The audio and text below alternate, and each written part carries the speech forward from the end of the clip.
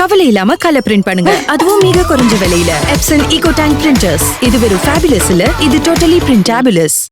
காந்தியின் பெயரை அந்த திட்டத்திற்கு இருக்கக்கூடாது என்று மாற்றியிருக்கிறார்கள். பாஜகவினரின் அரசியல் எவ்வளவு தரம் தாழ்ந்து இருக்கிறது என்பதற்கு இதைவிட சான்று வேறு இல்லை. அவர்கள் ஆட்சி பொறுப்பேற்ற நாளில் இருந்து காந்தியடிகளை சிறுமைப்படுத்துவதிலேயே குறியாக இருக்கிறார்கள். அவரை சுட்டுக் கொன்ற நாத்துராம் கோட்சேவை தேசபக்தர் என்று கொண்டாடுகிறார்கள். நாடு முழுவதும் அவருக்கு படம் திறந்து வைப்பதும் அவரை போற்றுவதும் போன்ற நடவடிக்கைகளில் சங்க பரிவாரங்கள் தொடர்ந்து ஈடுபட்டு வருகின்றன. இப்போது அந்த திட்டத்திற்கு ஜி ராம் ஜி என்று புதிய பெயரை சூட்டி இருக்கிறார்கள். ஹே ராம் என்று சொன்ன காந்தியின் பெயரை நீக்கிவிட்டு ஜி ராம் என்று பெயர் சூட்டி இருக்கிறார்கள். காந்தியடிகளின் மீது அவர்கள் எவ்வளவு வெறுப்பை உமிழ்கிறார்கள் என்று இதிலிருந்து அறிய முடிகிறது. 100 நாள் வேலை திட்டத்திற்கு ஆண்டுதோறும் ஒதுக்கி வந்த நிதியை படிப்படியாக குறைத்து வருகிறார்கள். இந்தியாவில் எந்த மாநிலத்திலும் எவருக்கும் 100 நாள் வேலை முழுமையாக இதுவரையில் வழங்கவில்லை.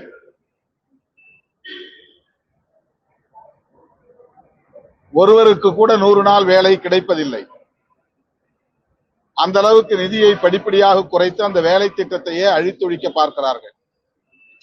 இப்போது 125 நாள் என்று 100 நாளை 125 நாட்களாக உயர்த்தி இருக்கிறோம் என்று நாடகம் ஆடுகிறார்கள். இந்த போக்கை மிக வன்மையாக கண்டிக்கிறோம். அத்துடன் திமுக தலைமையிலான மதசார்பற்ற முற்போக்கு கூட்டணியின் சார்பில் தமிழ்நாடு முழுவதும் 24ஆம் தேதி ஒன்றிய அளவில் ஒன்றிய வாரியாக கண்டன ஆர்ப்பாட்டங்கள் நடைபெற உள்ளன. ஏற்கனவே இடதுசாரி கட்சிகளும் விடுதலை சிறுத்தைகளும் இணைந்து 23ஆம் தேதி ஆர்ப்பாட்டங்கள் நடத்துவதாக அறிவித்திருந்தோம். தற்போது திமுக, காங்கிரஸ் உள்ளிட்ட கட்சிகளும் இணைந்து நடத்துவதென்று முடிவெடுத்து 24ஆம் தேதி நடத்துவதாக அறிவித்திருக்கிறோம். ஆகவே விடுதலை சிறுத்தைகள் தமிழ்நாடு தழுவிய அளவில் 24ஆம் தேதி நடைபெற உள்ள கண்டன ஆர்ப்பாட்டங்களில் பங்கேற்க இருக்கிறோம். நான் சென்னையில் பங்கேற்கிறேன்.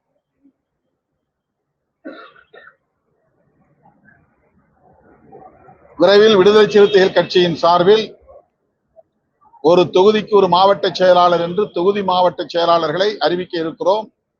234 தொகுதிகளுக்கும் 234 தொகுதி மாவட்ட செயலாளர்களை அறிவிக்கிற ஒரு நிலைப்பாட்டை எடுத்திருக்கிறோம். அதனைத் தொடர்ந்து மாவட்ட நிர்வாகத்தின் முழு பொறுப்பாளர்களும் அறிவிக்கப்படுவார்கள். இந்த மாவட்ட நிர்வாக அறிவிப்புக்கு பின்னர் தான் தேர்தல் நடவடிக்கைகள் குறித்து நாங்கள் கலந்தாய்வு செய்வோம். அதன் பிறகு தேர்தல் அறிக்கை தயாரிப்பது உள்ளிட்ட செயல் திட்டங்கள் வரையறுக்கப்படும். முறையாக அது அறிவிக்கப்படும்.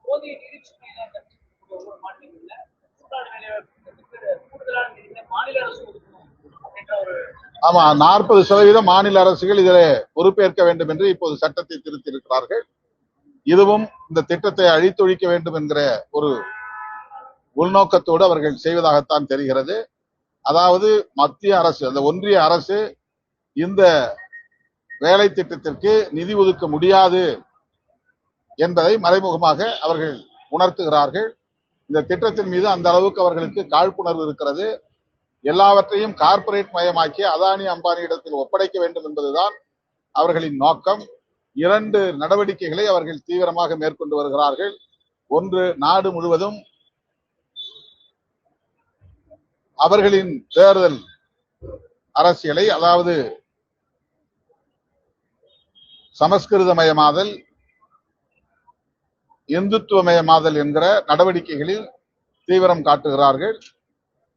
இரண்டாவது, கார்ப்பரேட் மயமாக்குதல் என்கிற நடவடிக்கையில் தீவிரம் காட்டுகிறார்கள். காங்கிரஸ் ஆட்சி காலத்தில் தனியார் சொத்துக்கள் எல்லாம் தேசியமயமாக்கினார்கள். மோடி ஆட்சியில் அரசு சொத்துக்களை எல்லாம் தனியார் மயமாக்குகிறார்கள், கார்ப்பரேட் மயமாக்குகிறார்கள். நாட்டையே தனியாருக்கு ஒப்படைத்து விட்டு அவர்கள் தேசியவாதம் பேசுகிறார்கள். அவர்கள் பேசுகிற தேசியவாதம் தனியார் மயமாதலாகத்தான் இருக்கிறது.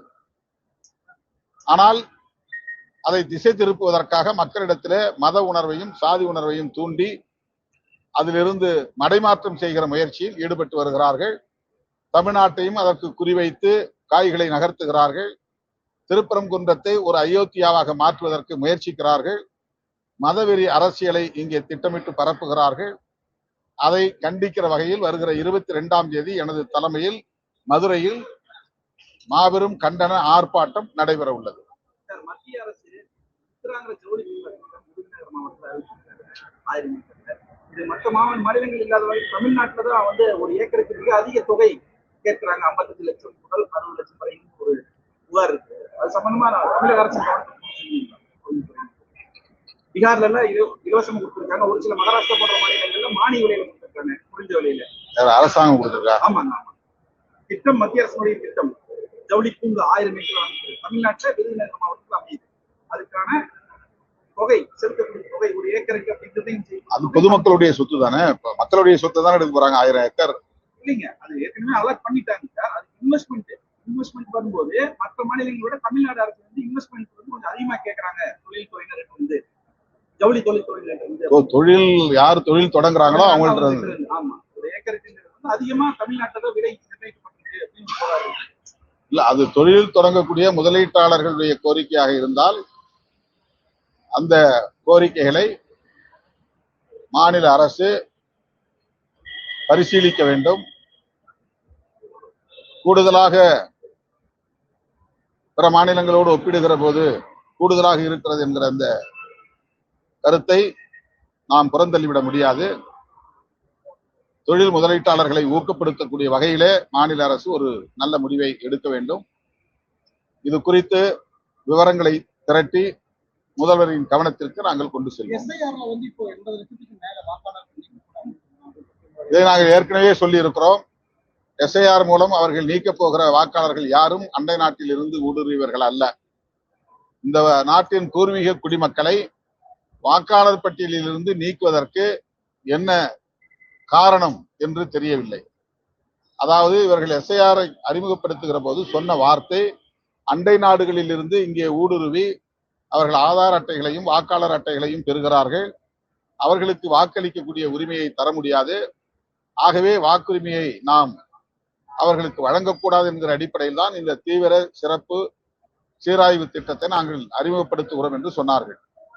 பீகாரிலே நீக்கப்பட்ட வாக்காளர்களில் 47 லட்சம் பேரில் 300 பேர் கூட அண்டை நாடுகளில் இருந்து வந்தவர்கள் இல்லை என்ற கருத்து வெளியாகி இருக்கிறது. தமிழ்நாட்டில் கிட்டத்தட்ட 80 லட்சம் பேர் நீக்கப்படும் ஒரு நிலை இருப்பதாக தெரிய வருகிறது. இன்றைக்கு அது உறுதிப்படுத்தப்படும் என்று நான் கருதுகிறேன். இந்த நீக்கப்படுகிற ஒவ்வொருவரும் தமிழ்நாட்டை சார்ந்தவர்கள் தான், மண்ணின் மைந்தர்கள் தான், பூர்வீக குடிகள் தான். இவர்களை எதற்காக வாக்காளர் பட்டியலில் இருந்து நீக்க வேண்டும்? இவர்கள் யார்? அண்டை நாட்டில் இருந்து ஊடுருவிய அந்நியர்கள். ஆகவே இவர்களுக்கு ஏதோ ஒரு உள்நோக்கம் இருக்கிறது, ஒரு நீண்டகால செயல் திட்டம் இருக்கிறது. வாக்குரிமையை பறித்து பிறகு குடியுரிமையை பறிக்கிற நடவடிக்கையிலும் அவர்கள் ஈடுபட இருக்கிறார்கள் என்பதுதான் நம்முடைய யூகமாக இருக்கிறது. இதற்கு எதிர்க்கட்சிகள் அனைத்தும் கடுமையான எதிர்ப்பு தெரிவித்த நிலையிலும் கூட அவர்கள் இதை தேர்தல் ஆணையத்தை பயன்படுத்தி நடைமுறைப்படுத்துகிறார்கள். வாக்குரிமையை பரிசோதிக்கிறோம் என்கிற பெயரால் குடியுரிமையை பரிசோதிக்கிற நிலைப்பாட்டை தேர்தல் ஆணையத்தின் மூலம் நடைமுறைப்படுத்துகிறார்கள். தேர்தல் ஆணையத்திற்கு அந்த அதிகாரமே இல்லை. சிஏஏ என்கிற குடியுரிமை திருத்த சட்டத்தை நடைமுறைப்படுத்துவதற்கு தேர்தல் ஆணையம் எந்த வகையிலும் முகாந்திரம் கொண்டிருக்கவில்லை. ஆனால் பாஜக அரசு எல்லாவற்றையும் தான் தோன்றித்தனமான முறையிலே அணுகுகிறது, குடிமக்களின் குடியுரிமையை பறிக்கிற செயலில் ஈடுபடுகிறது. இது நாட்டுக்கு மிகவும் ஆபத்தான ஒரு நிலைமை என்பதை விடுதலை சிறுத்தைகள் கட்சி நாட்டு மக்களுக்கு சுட்டிக்காட்டுகிறது.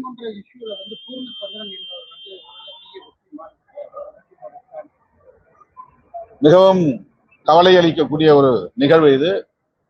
அவருடைய குடும்பத்தினருக்கு எனது ஆழ்ந்த இரங்கலை தெரிவித்துக் கொள்கிறேன். அந்த குடும்பத்தினருக்கு தமிழக அரசு உரிய இழப்பீட்டை வழங்க வேண்டும். அவர்களுக்கு அரசு வேலைவாய்ப்பையும் வழங்கி அந்த குடும்பத்தை ஆதரிக்க வேண்டும் என்று கேட்டுக்கொள்கிறேன். பாஜகவின் மதவெறி அரசியலுக்கு இது முதல் களப்பலி. இன்னும் என்னென்ன செய்ய போகிறார்களோ, எதை அரங்கேற்ற போகிறார்களோ என்ற கவலைதான் மிஞ்சுகிறது.